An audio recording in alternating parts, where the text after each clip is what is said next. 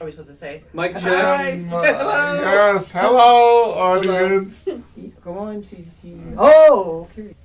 Welcome to In the Community with Dantes. And I have some great hosts here today. I have some great people here today. And our Father, I thank you for bringing us here today. Let us get home safe and sound with no hurt, harm, or danger, no unseen danger that we are in right now, Lord. Let us all get back to our safe destinations today, on this day, and every day. Amen. Amen. And we would like we would like to introduce our guests that are on our show today, and we're talking about the opioid epidemic. Yeah, opioid epidemic. Epidemic. Yes. We would like to welcome our two guests, Mr. Jason Joyce, Clinical Director of Recovery Resources, and Ms. Sharita Hooven, our Case Manager, giving the parental perspective. Yes. Thank you for having Welcome, me. Jason. Thank you. Question number one. Tim.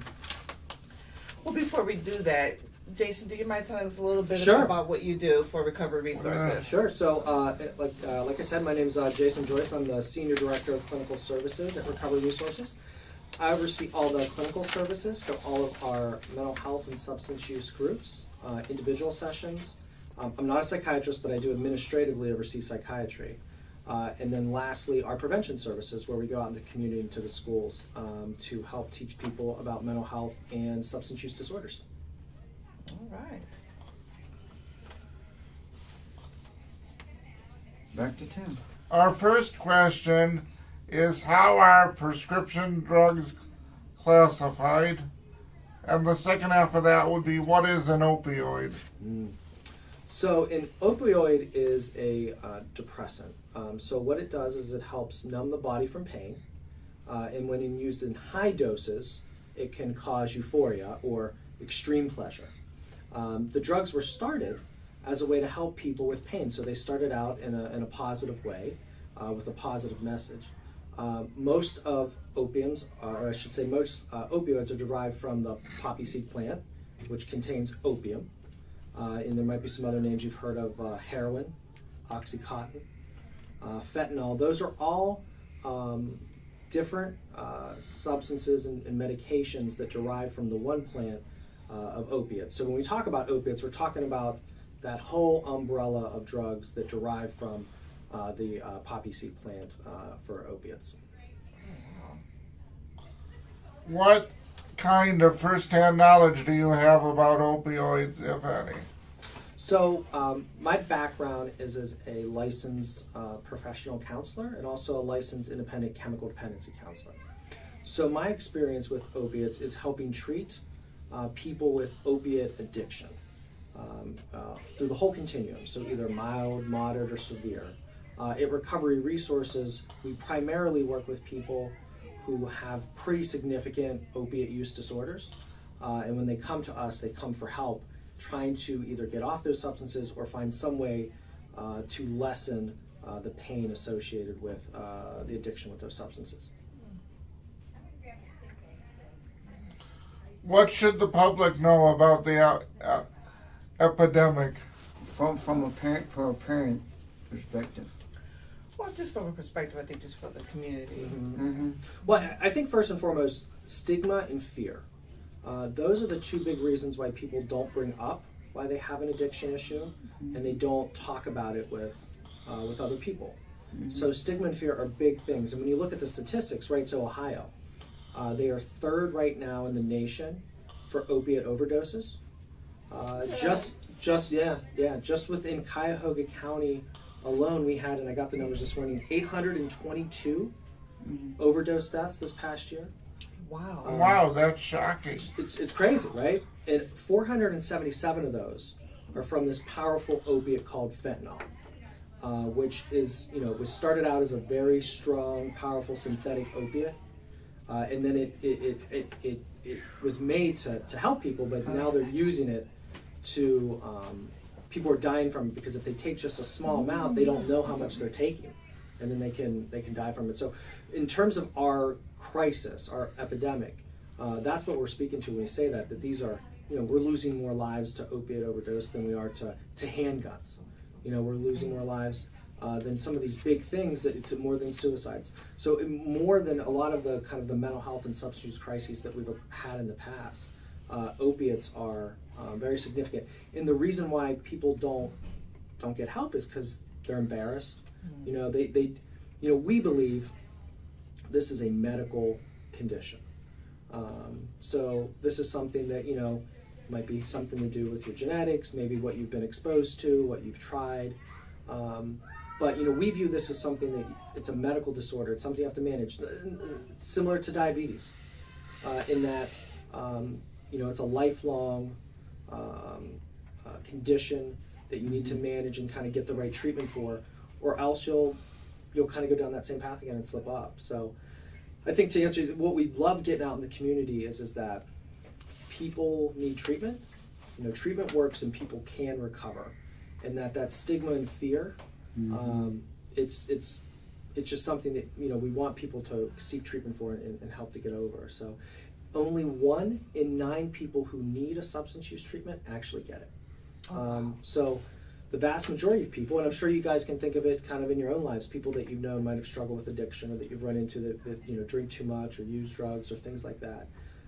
And most likely they haven't been able to get the help that they need. So now, as a parent, I do have, not my oldest anymore, but both my children were involved in sports.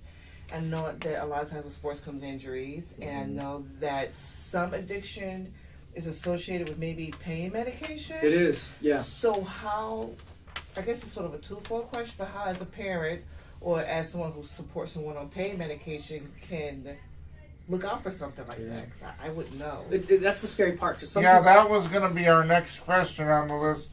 What are the signs to look for if you think you know someone who's addicted? Mm-hmm. It's a great question. With opiates, they're tricky because not everyone, obviously, who takes an opiate gets addicted, right? So we maybe have been prescribed, a pain medication when something hurt or something like that before. So not everybody that takes it does get addicted. So that's sort of one of the scary parts and the hard part, because you don't know necessarily if it's going to happen to you or not. Right. So as a parent, the first thing you want to look out for is, are they using the medication as prescribed? And if they are, what are they kind of doing? And then if you get a prescription, say for a month, and the pain subsides, are you still using it? Are they looking at new ways to get it? So those are the things you want to look for. Those are kind of more the early stages in terms of forming an addiction or having some issue with a substance. Is another quick question: can they offer an alternative to, instead of something strong like a medicine that has an opioid base? I guess they could. I mean, there's definitely you're 100% right. I mean, there are varying levels of opiates. So they go from less intense, where you think of maybe like Tylenol with codeine, yes, which would be a less intensive, all the way up to fentanyl and Oxycontin and things that are more intensive. So yes, the issue is that you kind of have this balance, right? And doctors struggle with this as well, and that's what the doctors are kind of going through now. In that, in the 80s, 90s, early 2000s, there was a strong kind of push for doctors to be reviewed. And there was a strong push that doctors should help people and they should end pain. So, the doctors really looked at it as, okay, we don't want people to suffer. We want people to feel better. So we're going to prescribe these things. And, part of sort of my review and metric is how happy people are when they see me, if they leave comfortable. So that kind of started that more, it's more complicated now, but those are kind of the two big things that kind of started this opiate epidemic, where people were using these and then they just couldn't get off. Interesting. And like when I go to the doctor now, they say we can't prescribe Tylenol, codeine. Yep. And they said regular Tylenol will work just as fine as the codeine stuff that you had in your system. Yeah, I mean, depending upon how severe, certainly Yeah. you don't want people to be in pain, but you also don't want people to get addicted. So, Right, it's a Yeah. balance. Yeah, I Yeah, wasn't it's addicted. tough. I was just, of course, I was not. just in pain and asking for pain when they do surgery. Like right here, they did surgery and get cancer out, and I want it. And but they said you can go get some Tylenol, and they do the same thing as that Tylenol codeine. Yeah, it can definitely be helpful. So I said good. Yeah, exactly. Yeah. But that's the thing. You don't want to expose yourself if you don't have to. Right. No. Because we've seen a lot of different people kind of come through, and you don't know what they're going to be addicted to. Right. You That's don't. true. Everybody here might have something if they tried it they could possibly get addicted to. Okay. So that's why you try to avoid it as much as possible. Yeah, we need to take our break now. We'll be right back in just a moment. Thank you. All right. Back and we're journey with Don, Tez Taylor, and Tim Soko. Yes. Back to Tim. Okay. Jason, what are some of the ways we in the community could help someone who is addicted? So the first thing I guess I always recommend is somebody that's, knows someone who's addicted or knows somebody who might be struggling with things is to try to get them into treatment and try to at least get them to agree to an assessment. A lot of times people say, I don't have a problem, I don't have a problem, I don't have a problem. But that first step is, okay, that's fine. Maybe you don't have a problem, that's fine. But why don't you just go get an assessment? Why don't you go to your local hospital or agency and get an assessment to see what they think? And a lot of times that can be really impactful because as someone's kind of telling their story, it starts to become self-evident to them that they have a problem. We'll ask questions like, what does your family think? What do your friends think? Have you lost any friends because of it? And as they kind of go through the assessment process, there's usually some sort of recognition. Not all the way. It's not like they're super excited to get into treatment sometimes. Right. But there is some recognition that this is an issue, and this is something I need to address. So that's one way people get into treatment. The other way is they get in trouble. So over half of our referrals come from the criminal justice system. So somebody gets in trouble with drunk driving or a possession charge, and then they come to us, and maybe they're not super motivated, but we work with them to try to get them on board with our treatment. So I think if for people in the community, if they know something's wrong, having that conversation and having it from a perspective of love, right? Yeah, You don't want to blame people. You don't want to say, What would you do if you got young people like 13, 14, 15, and they go and pick up a cup because they want to be cool and just drink it and then they get sick. So all because yeah, of this. that's a great question. Because I know someone, little kid that had drunk some something and then he had lean in it and he was trying to be popular because they said he was a nerd, so he just picked up. It's a way to kind of move forward. Yeah, I think that's an excellent question. So the vast majority of my career has been spent with children and adolescents. So I started off as a home-based therapist that went out to the home to help children and adolescents with addictions and working with the families. So I think that's a very valid question in that, what do you do with children who are struggling? Because a lot of times it's normal in a way to experiment with substances. So over 50% of high school seniors have tried marijuana. That's across the country. So, if you look at anyone graduating, about half of them have tried marijuana at some point. Do all of them need our services? No. I mean, do all of them need chemical dependency treatment? Not at all. But there's that balance, right? And a lot of times it's hard working with youth because even the ones that are struggling, say even ones that have, what we'd call an addiction issue, they haven't experienced enough of life's consequences for it to be super meaningful. Like somebody who's maybe in their 30s or 40s, they'll say like, well, my wife kicked me out, or my family doesn't want to be around me anymore. For a kid, you're not going to get that. Right. It's going to be things like, well, I got kicked out of school, but everybody gets kicked out of school every now and again. So it is harder. The intervention for children is through the family because you have leverage. You know, typically a child is not, you know, they don't have tons of money. I know when I was a child, you know, I didn't have much money to buy things. Right. So they're getting money from somewhere or from someone. That's interesting. Right. And then typically the younger a child is when they use. So when we do an assessment, if they say it's a 17-year-old and they're smoking marijuana, I go, okay, you know, they're probably getting it from their friends around the community. Maybe they got a part-time job. Maybe they're selling it a little bit on the side. Maybe that's how they're getting it. If a 12-year-old comes in and says, I'm smoking marijuana, my first thing is, who in the family's using? Because 12-year-olds typically don't run in the drug circles, if you will. It's not, you know, they're not in high school. It's not kind of a common thing. It's not really a time for experimentation yet. So there's a lot of factors that go into, and I'm glad you asked that question about children and family because it is so tricky. There's a lot of questions that go into how do you treat a child? How do you treat an adolescent? So real quickly, so then is recovery resource? Yep, recovery resources. Okay, recovery resources. So then initially, someone would probably come in for an assessment. Correct. And then once they have The the next step assessment, from there? yes. So when somebody comes in for assessment, they get a full assessment. Typically lasts about an hour and a half. So it's going to be questions about, you know, all kind of their major life domains, you know, things that they do. If somebody needs services, then we look at the level of care.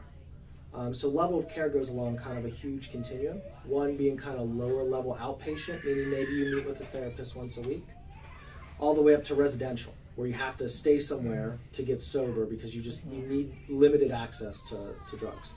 In recovery resources, what we just do community-based work. So we do outpatient level. So what you think of as once a week, talk with a therapist, all the way up to partial hospitalization. So that's up to 20 hours a week of groups, talking with individual therapists, and then working with psychiatrists. And psychiatrists are doctors who can prescribe psychiatric prescriptions. Okay. And from a parent's perspective, what would you tell the kids out there from a parent perspective? Well, I think it would be based on where I can get information. I mean, I would go to a place like Recovery Resources and then find out what information is out there so that I can pass along to my children to educate them about using drugs and the epidemic, or you know, or follow what's happening in the high schools and sort of be aware. I think sometimes you have to be aware, you have to be involved, and just kind of know what's going on. And then if something like that does affect my family, then I would know where to go or go seek help. Or you guys would sort of, you know, refer me someplace else if needed. So I'm glad you brought that up, because when we talk about children a lot and their exposure, we talk about prevention, right? Yes. So prevention's a huge word. You know, like we go into the schools, we talk to kids, this, that, and the other. I don't know if any of you remember, but you know, probably 20, 30 years ago, there was a program called DARE. Yes. Yeah, I remember that. Yeah. Because I was in it. Yeah, I was in it too. So the police officer come to the school and they talk to you about how bad drugs are, this, that, and the other. What they found long term is that program was not super successful, at least the way it was implemented. And it was because, and if you think about it, it makes sense, right? Somebody who's using pretty much has heard somewhere before that using drugs is not great, but they still did it, right? So it's not a matter of education. So what we really try to do with prevention and what prevention agencies try to do it's not about just telling somebody substances are wrong. It's about linking them to positive activities. Yes. So making sure, so we know that people are more at risk if there's troubles with their family. We know people are more at risk if they don't have friends, because as you mentioned earlier, it's an easy way to make friends, right? You can just go right there and make friends easily. So we really try to put those protective factors around the child so that they don't get exposed to, or what I should say, because they're going to get exposed. When they get exposed to substances, they can say no, not because they know it's bad, but because they have so many other good things going on in their life. Right. Yeah. So you're saying basically that just saying don't do drugs is not enough anymore. No, yeah. It's just putting Because everybody knows right, it's bad. Right. Yeah, Right. just doing it the Nancy Reagan way won't work. Exactly. It didn't work right. Exactly Both right. were they there in the 80s. You know, but it is. It's just like you said. You know, with positive behaviors or positive things in their life. If you think about your own life, right? I mean, you know, when you get up and kind of do something, you're thinking about, okay, I'm excited about doing this today, or I'm excited about doing that, and this is what I'm interested in. And if you don't have that, for a lot of people, drugs fill that void. Right. So I think it's it's about getting people active. It's about getting people excited and passionate about a project or something in their life. It's interesting. I like that. I like that better than saying just no. Yeah. Because in this day and age, it's not good enough. Yeah. Mm-hmm. Tim, next question. Where can you go in the community to find support groups? So it depends on, I guess, which support groups you're looking for. So there's certainly family support groups in the community. There's a natural network, through AA, Alcoholics Anonymous, Al-Anon for families. There's also the behavioral health agencies, so Recovery Resources being one, but we're just one of many kind of in the area where people can get support and reach out. I think making that first connection, so it's funny, as soon as somebody makes that first connection, they're way more likely to, less likely, I should say, to go to the emergency room after that. And that's just one visit. Just getting that first link, then people know. And I'm sure you can think of it in your own lives that it's scary sometimes trying something new. And if you have someone to help you make that first link, that first connection, that warm handoff, then you're way more likely to be successful. That's true. Because it's hard, right? I mean, it's hard to do something. I don't want to change. Right. No, It's hard. It's work. It is. And I think it's also hard to say, "Hey, I need help," Nope. and It's a big thing to to make admit. changes in your life. I'm sure. Yeah, we got to make sure that we link ourselves to the community and find them resources out there. And if you're looking for resources, call 211, and they have all kinds of health things out there for the community to find, to learn about, and they can teach you something. You can find stuff that you never heard of. Yes. Yeah, 211 is amazing. You call that number and you talk about what you're going through, you can go right through it. It's a good resource. That's right. It's resources for health, everything. Could you maybe share, Jason, a positive story of someone who went through recovery quickly? Sure. I won't say quickly because it is. Or No. I'm glad you asked it that way because it I guess it allows me to hit home that recovery is ongoing and lifelong. So once you have a substance use issue, it's not as if say you had a problem with alcohol and you stopped drinking for 3 years. If you start drinking again, more likely than not, you're going to get right back to where you were. So this is something that's lifelong that you really have to kind of maintain. Yes, I mean, we have multiple people every day. I can think specifically from my time being a therapist, was working with children. So seeing those connections, I can think of multiple kids who had a negative relationship with their family. They were kind of the one that the family kind of pointed at and said, "You're the one, and it's your problem, and you're the one who's causing this trouble in the family." And seeing that family kind of change their perspective, because for a kid, it's really hard to change if your family, because they're going to drag you right back in that cycle, right? Right. You're trying maybe not to yell or argue or whatever, but when your mom or your dad is kind of pushing at you or maybe treating you in a not kind way, it's hard just to turn the other cheek, especially when you're younger. Right. So I think that in terms of that, yes, I mean, we see little miracles every day. But I think the key is that there is no sort of magic like, and now you're fixed. Right. It's always something that people are going to have to buy into and know that I can't do that again, or else I'm going to get back to where I was. Right. And what can we do, and what is your phone number so people out there in the community can know where to reach you if they need this opioid or whatever help out here in our community to make it better for them and their families. I'm glad you asked Which that. brings up the question of how can the community get more involved in the fight against addiction? So for recovery resources, our website is www.recres, that's recres.org. And we also have a centralized intake, meaning that if anybody calls our main line, which is 216-431-4131, again, that's 216-431-4131. If you call that number, you can immediately get linked to an assessment. We also do same-day assessments. So if somebody wakes up today and says, "Hey, look, I want to get sober," they can get an assessment that day. Very nice. That's good. Very nice. Yes, You're we doing thank good you. work. We thank you for coming in, giving us the insight on the opioid academic out here and Epidemic. academic, yeah, and stuff like that. And this been enlightening to me. I learned some more stuff that I didn't know. Oh, good. And all that. And you have some statistics, Tim.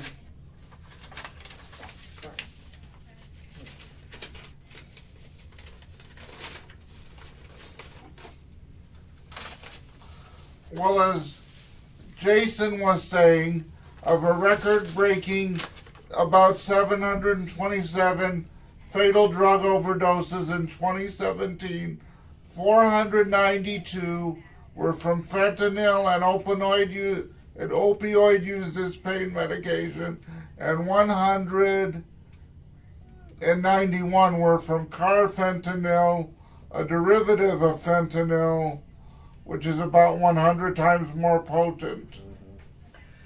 Well, thank you, Jason, for explaining to us about the epidemic and what recovery resources do. And thank you for them facts too. Thank you for them facts, Tim Soko. You're welcome. What's going on? We need to know what's going on in this community so we can help. Yeah, we can help the people who need to us to help them in the fight when these kind of fights in the community. Yes, we thank y'all for listening to WUCP. We thank you, and we'll be back next week, and we have a great show next week and everything else. And God bless, and we hope we can help someone in our community again. God bless you. Another podcast with KAZ, and we got shut down, and imagine 5 people in a room talking at once. That's not good. And I was the only one who was prepared each week, so we got shut down, and then. Okay, you guys, Sounds mics all are right? good just from your conversations. It's going good. All All right. right. So countdown's gonna be, you're gonna hear 1, 2, 3, and then you're gonna start. Okay. Okay. All right. And then I'll hit this when you start tapping. I'll hit that. Sounds great. All right.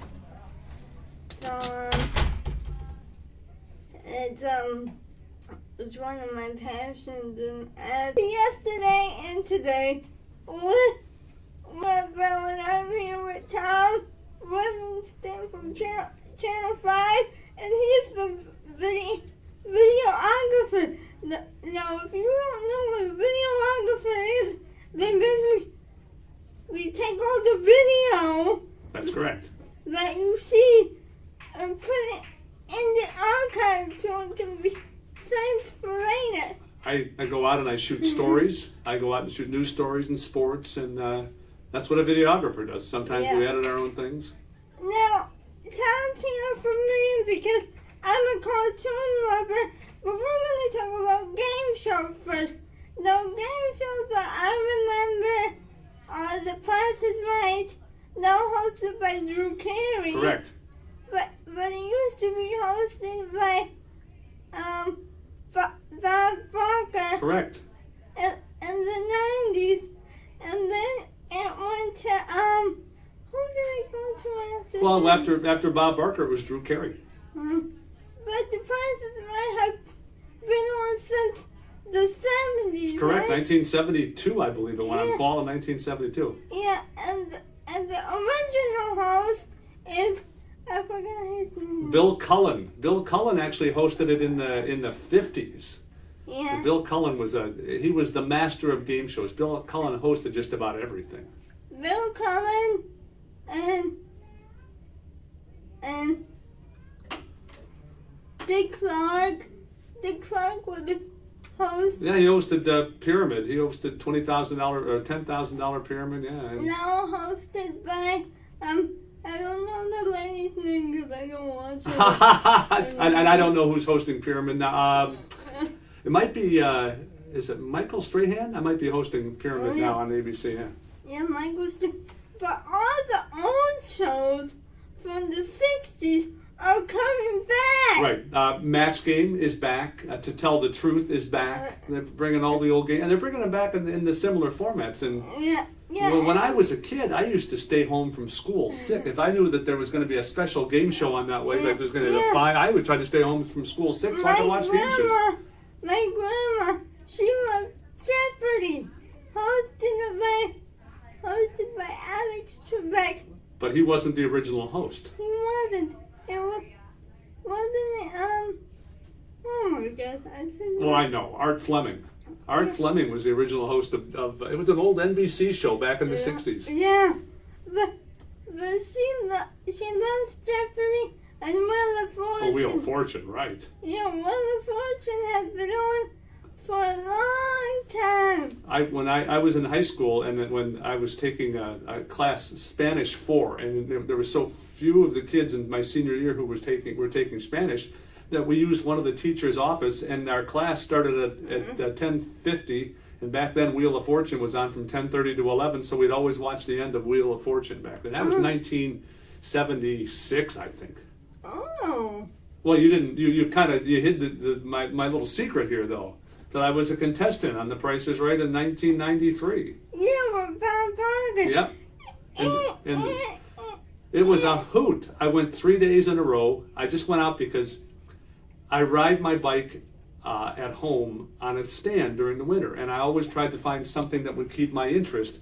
And so I started taping The Price is Right, and I was yelling at these contestants, thinking I could do better than that. I could do better than that. So I went out 3 days in a row, and on the third day I got picked, and I won $7,038 in cash and prizes. I won a brass bed and patio furniture. No, I'm gonna ask you a question that might ruin childhood. Okay. Do you have to pay California taxes? Well, you do, and that's and your state taxes.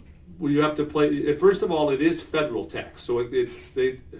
And the advice that they gave me was try to find somebody in your area who sells the same products that you just won, and try to get a bunch of different prices so you don't pay full retail. I didn't do that, but in California, when you're out there right away, I won the patio furniture and brass bed, and I played a game called the check game. And I got a check for $2,300. So they withheld right away my California taxes. So I had to file with California to get my money back from California because I'm not a resident. And then, but then I had to pay Ohio tax on it too. That's nice. Well, I know, but it's income. Okay. So children, I'm sorry. You have to pay both. You do. Well, and here was the surprise of being on the show is I didn't know when the prizes were coming to the house. They just showed up one day in a truck. Nowadays you can be like, track my package.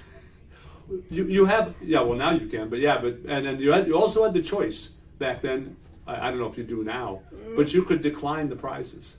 You didn't have to. You do? Well, let's say you won something you really didn't want. Yeah. You could tell them that. And Drew Carey, and I've been back to the show since Drew's hosted. I didn't get on it again, but Drew makes fun of hot tubs. He said, "Don't win a hot tub," because he says they'll deliver it to your house. Then you got to get an electrician to show up. You got to get a plumber to show up, and he says, "Don't win a hot tub." So, yeah. Now Drew Carey, he's a funny guy. Drew Carey, he used to run this show, and the '90s kids called "Whose Line Is It?" Right. Anyway. He used to host the show. Now it's hosted by Aisha Tyler now. And you know, Wayne Brady and the same three guys all on the show from the '90s. Yeah, and Wayne Brady is hosting Let's Make a Deal. Yeah. Drew Carey's hosting Price is Right. Yeah, and then after that, you can watch the news. And then you can watch Young and the Restless, which I love, but I know everybody, you're probably like 23 and watching Young and the Restless. Now, Young and the Restless have been, first it was on radio. I didn't know that. Then it went to TV in like the 50s, 60s, and Nikki and Victor and Jack and Paul and Neil are the original cast of Young and the Restless. And thank you and Ashley. But Ashley's leaving again, everybody.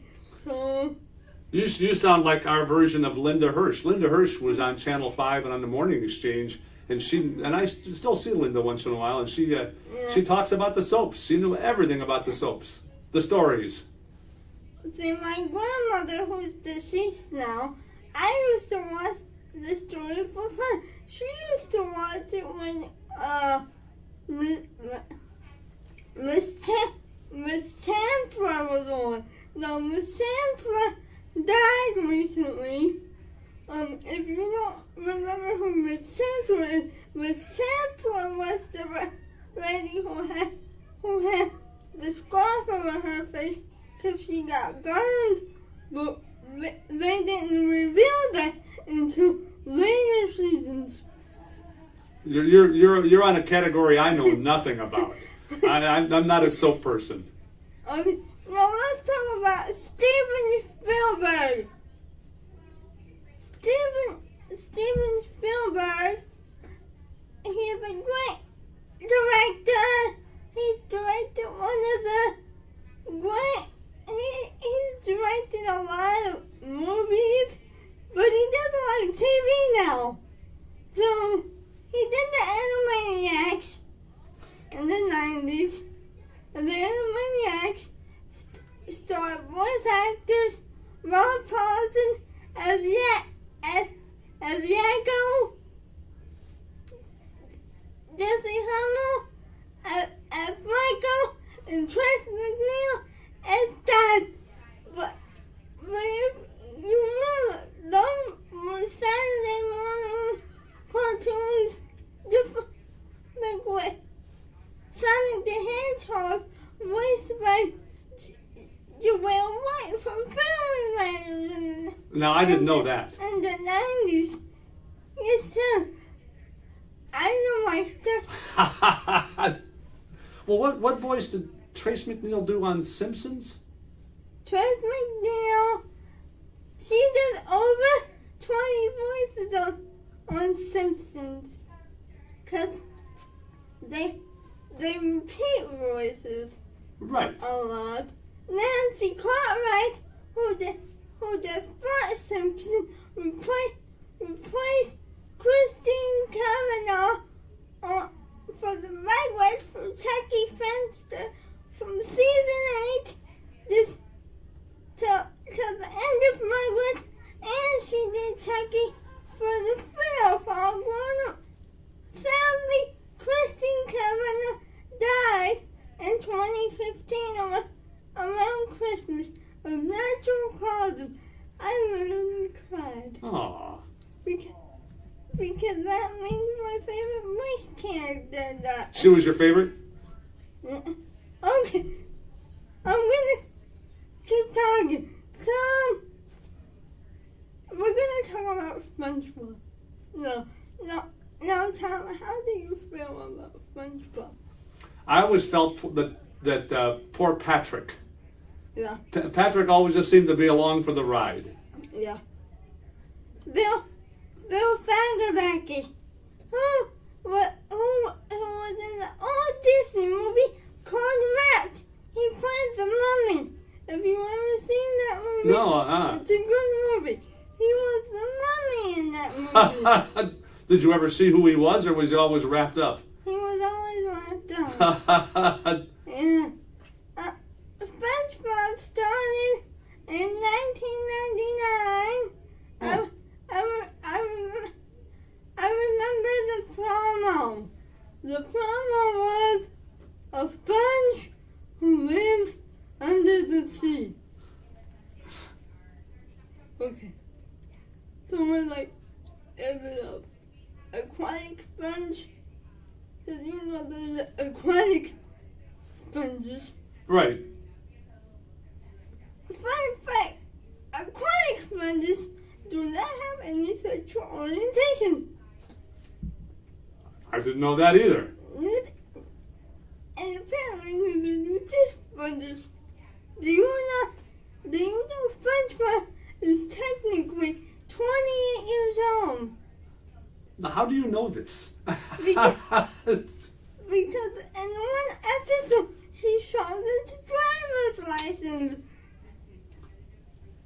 and it says his birth year. If I don't wait, I'm trying to do the math here.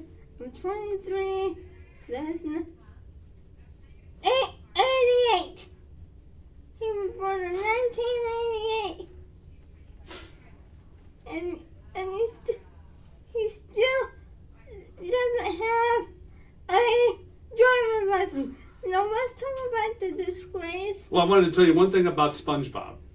Yeah. I was at Disney for a Halloween party. I go dressed up as Bob Barker, by the way. I go to a Halloween party dressed. I have this gray hair. But Yeah. we were standing watching fireworks, and we saw a kid dressed up as SpongeBob. Yeah. And then we saw somebody next to him, and we said, "Who are you?" He says, "I'm Patrick." And he looked all disappointed because his brother got to be SpongeBob, and he was Patrick. Now let's talk about the disgrace that is television today. Well, and because I've had so much life, I'm going to be 60 here in November. Yeah. I've seen how things have come and gone, and how Yeah. how cycles happen and don't happen, and there's just so many choices now for television, and everybody wants to Yeah. have the attention of the viewer, and there's so many, from Netflix and Hulu and everything else, right? And then you have all the cable stations, Yeah. and you have the networks, and everybody wants the audience, and. But they're not being creative, Tom. You know what? A show that surprised me for how well it does, and how interesting and how funny it is a show called The Goldbergs. Oh, that is a good show. Yeah, I because I work evenings, I don't get to see a lot of prime time, Yeah. but I do get to see The Goldbergs, and now it's in syndication. Yeah. And then also a show called The Middle. Just were very clever and funny shows. Yeah, The Middle discontinued. Right. It had its final season 2 years ago, Mm-hmm. actually. A show that is still on, thanks to beautiful writer Shonda Rhimes, is Grey's Anatomy. Right. Grey's How many seasons is this? 15. I was going to say 18. I didn't know it would. I watched it when I was younger because I used to watch with George Clooney. Uh-huh. Now George Clooney is an acting mogul now, but I know kids remember like, what's ER? Right. ER is great, and then it's Grey's Anatomy. But it's the earlier version of Grey's Anatomy. I wanted to go back and touch on one thing. What? We were talking about The Middle. Yeah. Well, Patricia Heaton was one of the stars of The Middle. Yeah. And she was also in Everybody Loves Raymond. Yeah. And she was also a film editor at Channel 5 back in the 70s. Oh my goodness. Her father was a sports writer, and she got a job at Channel 5, and so she was here in Bay Village a few years ago for an event for Bay Arts, and I got to meet her, and I got to interview her there. Oh my And goodness. I said, "I hear you were an intern at Channel 5." She says, "I wasn't an intern. I was a paid videotape editor." And she said, "That was when I knew I didn't want to do this for a living." And that's how her career started. Fun fact, you're 60. So I'm going to ask you a question, and you're going to be like, oh yeah, I remember this show. Inspector Gadget. Oh yeah, Go Gadget arms. Look, I'm tall. Everybody says I have Go Gadget arms. Go Gadget poker stick. Anyway, Queen Summers will fight Winifred on a different world with Penny. And Oh, is it really? The voice of Penny? yeah, and she was only 13, and her father was Dr. Claw. Well, who was was Don Adams the voice of Inspector Gadget? Do you know? Yes, he was. because that was kind of a takeoff of his Get Smart character from the 60s. Yes, he was. And now they redid it on Netflix. One of my favorite voice actors, Tara Strong, who started when she was 13. She did the voice of Hello Kitty. And then a lot of people were like, wait, Hello Kitty has a voice? Yes, Hello Kitty has a voice, and it's Tara Strong, and she's fantastic. Now, Tara Strong is the original voice of Bubba from the Powerpuff Girls. Have you seen the Powerpuff Girls? A little bit. That wasn't one of my go-to shows. No, the Powerpuff Girls got remade in 2016 with different voice actors. I'm still disappointed. We're gonna take a break and then we come back. But Tom Livingston of Channel 5. Thank you for doing this. Oh, yeah. So, okay, now we're gonna talk about spin-off.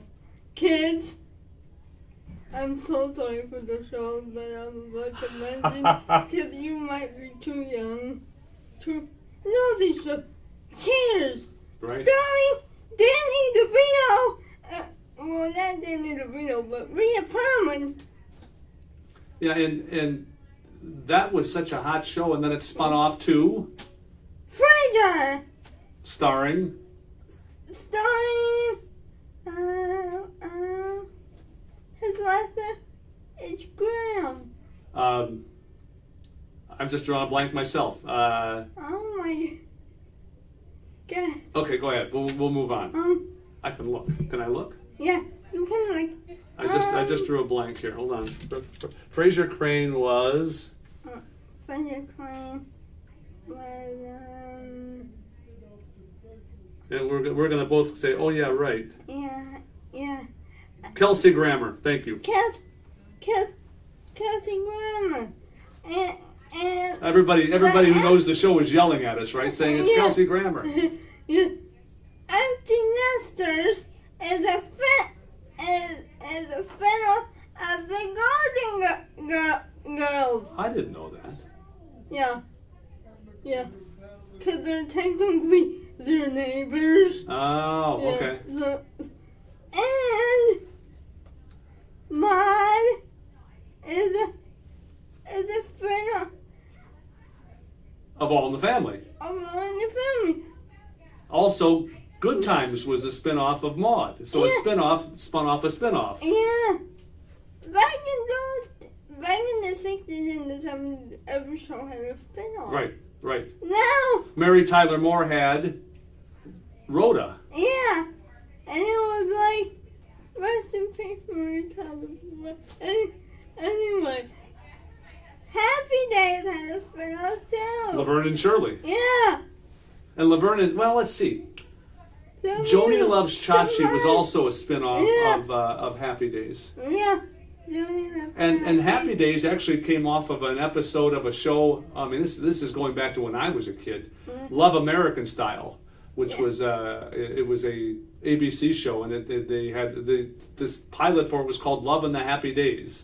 Yeah. So that was a spin-off that had a spin-off that had a spin-off. Thank you, Happy Days, for bringing us Ron Howard, one of the greatest directors of all time.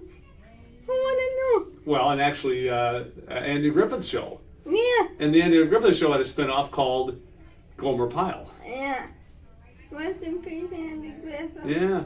I have a clip that I sometimes show at out of our archives when I give speeches places, and it's a clip of Andy Griffith on the Morning Exchange. The Morning Exchange was from 1972 to 1999. It was a 2-hour morning talk show on Channel 5. It wasn't a news show. It was a talk show. So we're going to talk about remakes. MacGyver. Hawaii Five-0. It was also a remake. I don't know. I think there's a certain magic in a show when it's out originally. Yeah. And you see it a lot with movies where they try to remake things, and sometimes the original's the best. Some things you just shouldn't touch. Right. And the originals are the things you shouldn't touch. like when they did Clifford's Puppy Day, because John Ritter passed away, and he was the voice of Clifford, and he was on a show called Simply 8 before he died. Right. 8 rules for dating my daughter. Yeah. And it's like they should have never tested it. They could just. Well, now you have the remake of the Roseanne show that's also being retooled now because Roseanne won't be on her remake show. Yeah. We're not going to talk about that. That's for another show. So Tom, once again, thank you for coming. Sure. This My was, pleasure. This was great because I had another TV lover in the room. Usually it's just me going off about how TV sites nowadays and how the decades of 79 to 2009 were the decades of television. Because I used to watch Little House on the Prairie with Melissa Gilbert and her sister Sarah Gilbert, and like those were shows. Those were actually entertaining. And there are still channels that show some of the old shows, and so that's where I spend some of my time just watching some of the old ones. Hallmark! And then there's MeTV, there's Antenna TV, there's some of the old over-the-air channels that are run on side channels. So, yeah, I still watch Hogan's Heroes, I still watch Columbo, I still watch The Munsters. Yeah, Columbo's great. Yeah. I also like Wonder Woman! I even get a little entertainment here. Huh? I got a little Wonder Woman song. Well, Linda Carter! Linda Carter, right? Who didn't make a cameo in the movie. And she should have made a cameo. But we're not going to talk about it. And they're redoing Mary Poppins. It's called Mary Poppins Returns. And Dick Van Dyke is making a cameo. Oh, is he? That's the very first movie I ever saw in a theater as a child. There's a theater in Rocky River that's no longer there, and that was the first time I ever went to a movie. It was to see Mary Poppins in 1960, whatever, yeah. With Julie Andrews. Yeah. I love Julie. Well, thank you, Tom. Sure, my pleasure. We don't have any more time because Amy found it, and they're like, CC, wrap it up. We gotta go. Okay, so thank you, Tom. My pleasure. Come back if you can. Okay. We'll continue the conversation. Goodbye, everybody. And please support WUCP. That's our station name, if you can. Show somebody an episode. Put it on Facebook somewhere. We're on YouTube at UCP of Greater Cleveland. It's a white it's a capital white U with orange background. See you next week. I love you and have a great day. We can go over Graves. All right, good morning, everybody, to L&T Sports Blitz. I'm sorry, I mean good afternoon. Good afternoon. Good. This is a special show for demo tape.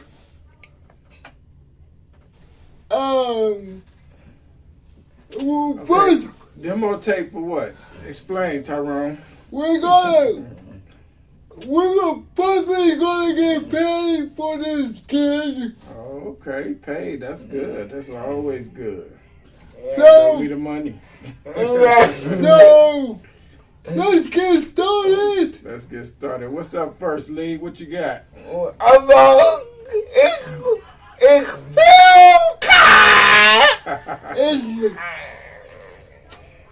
playoff time. Yesterday, the it was the Colorado Rockies against the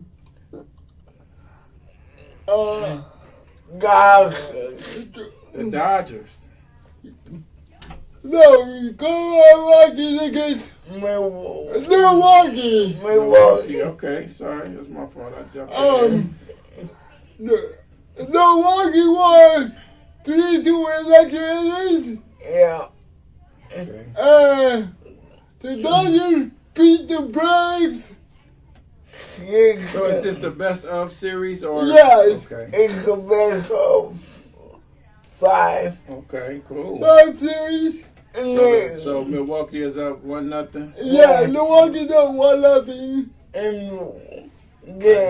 So tell me this, fellas. Who's favorites? Who's the favorites? Not your favorites, but in the standings, who's the favorites? It's wide open. It's wide It's open. wide open. Okay, all right. It's Okay, wide now tell open. me who's your favorite. Who you favorite? I'll go with the Indians. I'm going with the Yankees. Says the guy who had on the Boston Red Sox hat the other day. Oh, because I love the bat, so I was paying respect for the bat. Okay. I thought you just switched up on me. But I was paying respect for the bat. Well, why are you?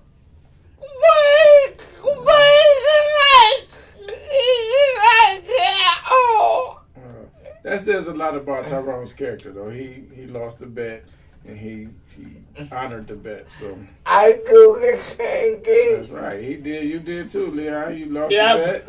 You had to buy somebody something, and Yeah. Yeah. so the Indians, the Yankees. And And the Astros. So what's your prediction for the World Series, Leon? I think Let's just cut to it. the Indians, going to work. Indians versus who? Probably the Dodgers. The The Dodgers. Dodgers. The Dodgers. Where'd that come from? Okay. Are they even in the running? Yeah. Okay, what about you, Tyrone? But Your that was a prediction, little surprising. your Super Bowl prediction. Leon thinking outside the box. Yeah. I think the Dodgers and the Yankees. Yeah, of course. I wish we was on video so people could see my face. Let's go with this football week this week. What's the matchup, please?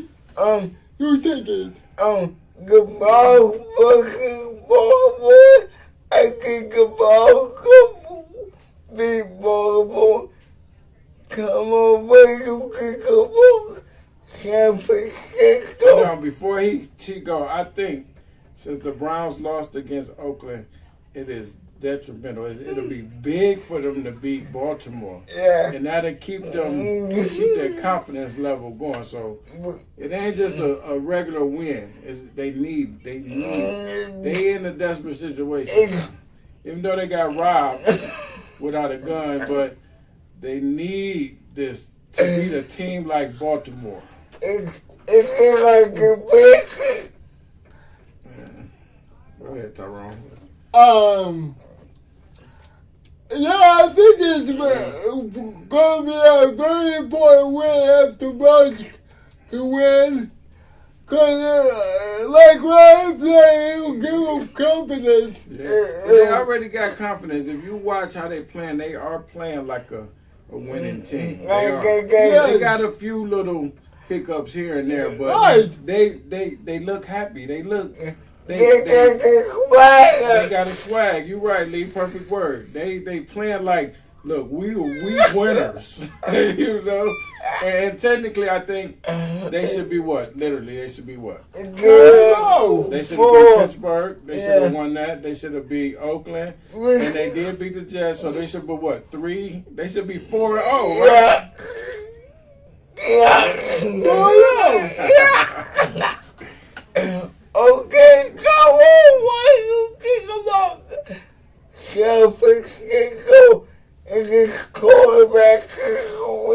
Oh God!